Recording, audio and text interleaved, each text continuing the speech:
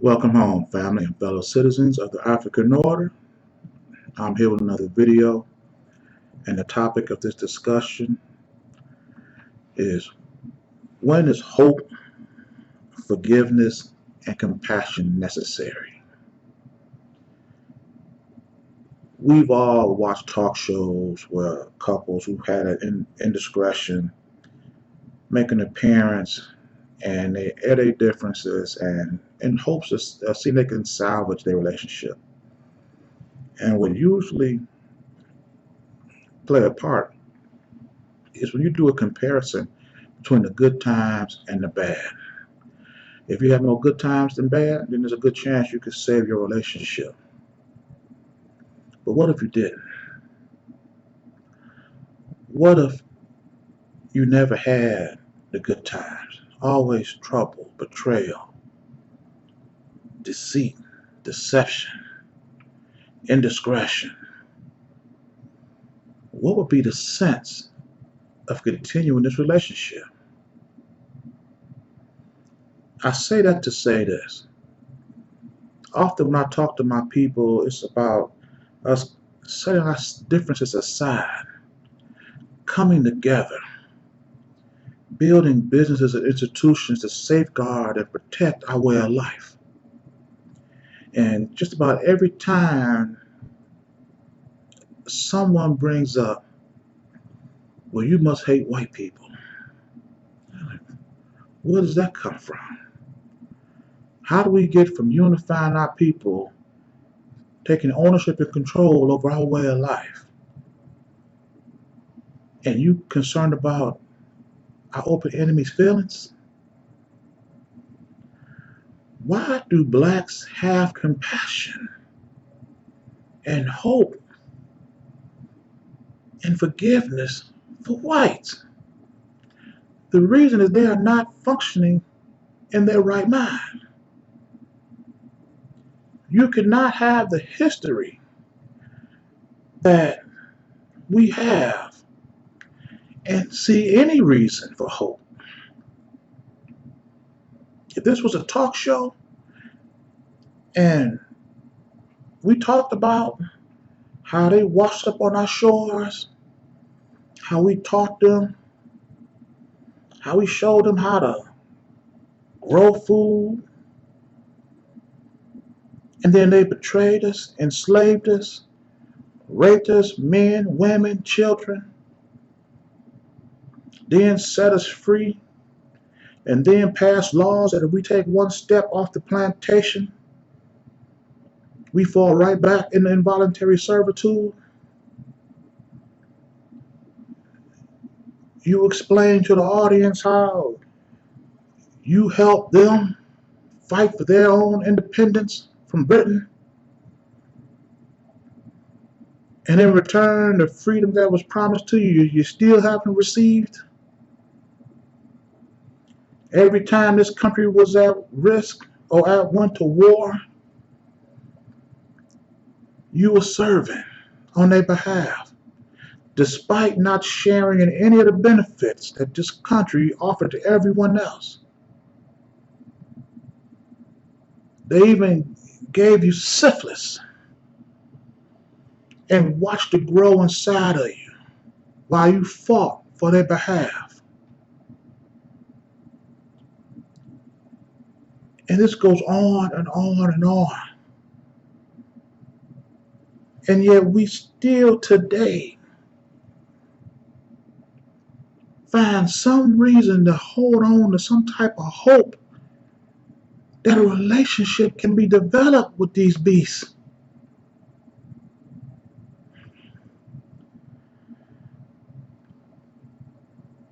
White people are the only human-like species on the planet that receive hope, forgiveness, and compassion when historically they don't deserve it. Nobody else can lay claim to that.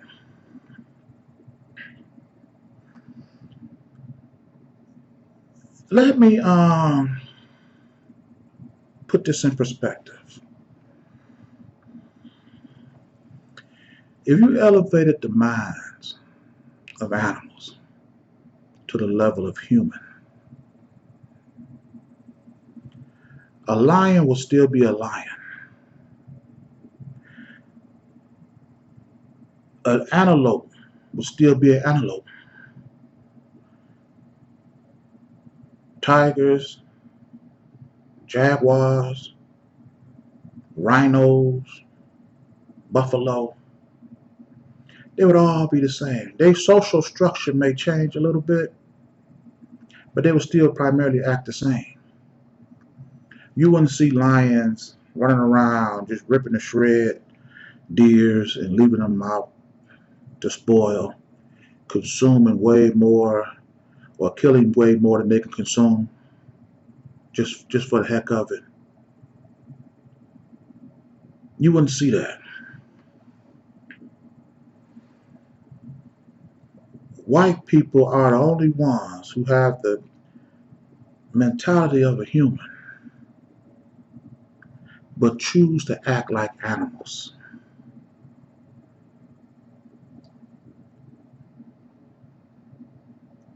They have no reason for our devotion. And it is time we as a people stop giving it to them and start giving it to ourselves. You know, I'm a I'm a Trekkie. I'm a Star Trek fan, Star Wars. I like all sci-fi. And during Star Wars, Obi-Wan Kenobi was telling Luke Skywalker that he knew his father when he was a boy. And he told Luke Skywalker what a great man Anakin Skywalker was. And Luke asks, well, what happened to my father? Obi-Wan say, well, he was a great Jedi, very powerful with the Force, but he was lured by the dark side of the Force. And Darth Vader betrayed and killed your father. As the story went on, Luke encountered Darth Vader. And Darth Vader revealed to Luke Skywalker that he was his father. Luke felt betrayed that Obi-Wan told him a different story. When he went back and saw Obi, he said, you told me that Darth Vader betrayed and killed my father. Obi-Wan said, well, I told you the truth from a certain point of view. Your father was a good man. The Force, well, the dark side of the Force pulled him away from the good man that he was. And then he became Darth Vader, and your father became no more. So, in an aspect, I did tell you the truth. But Luke Skywalker felt that there was goodness in him. Now that he realized that this man is his father. And why was that? Because of the stories that Obi-Wan told him of his childhood. What a good man he was. Luke Skywalker said to himself, there must be some goodness still left in him. And he's going to risk everything to find it out.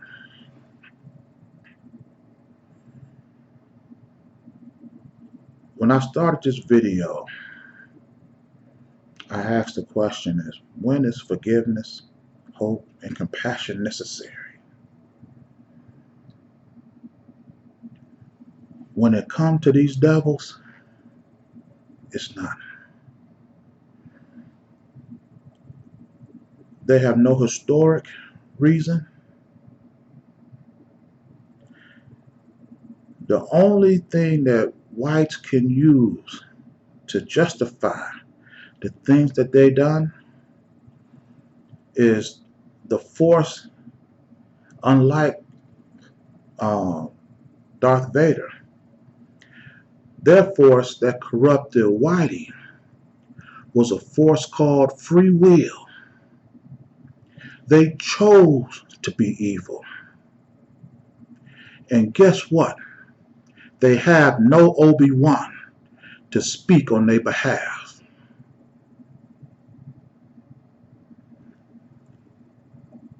But before I end this video, let me say this.